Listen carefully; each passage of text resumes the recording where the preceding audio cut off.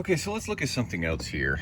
So a couple things. First of all, with this Netflix jet hose, it's not very long. You know, if I took this out and measured it, I can guarantee it's no more than 14 or 16 inches.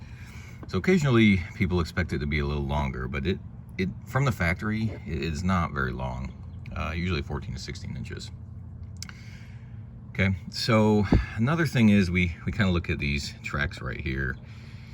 At its highest point, it's really only going up to here. So I don't know if I got that in there, but in kind of reviewing these tracks here, it is not intended to go all the way up. It's only going to go up to the point where it can then rest, right? So if we take this right here, put it back in there. So we're gonna move it up, snap it back into place, okay?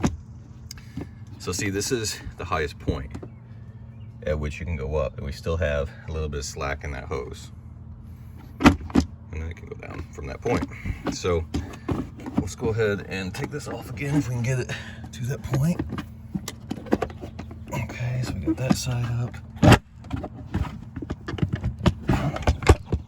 Probably couldn't see that. Okay, there we go. And then let's look at these nuts here. So these will fit. They're not intended to go all the way over the hose, by the way. So, you know, a lot of people are used to using snap clamps or some kind of, you know, twist ties or zip ties. Not twist ties, zip ties would work. But these are the nuts that are supplied from the manufacturer. So these will work, but they're intended to stay here. They don't go over the hose until you get the hose on, right? So if you see what I just did here, it stays up here. The hose could then pull off, and I'm not gonna do it because I'm only using one hand. But then that's when it can go over the hose by twisting it.